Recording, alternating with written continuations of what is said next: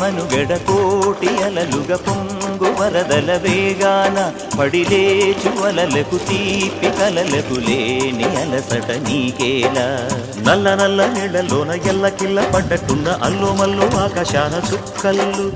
అమ్మాయంటి జాబిల్లమ్మ అబ్బాయంటి సూర్యుడమ్మ ఇంటి దీపాలవ్వాలంట దిక్కులు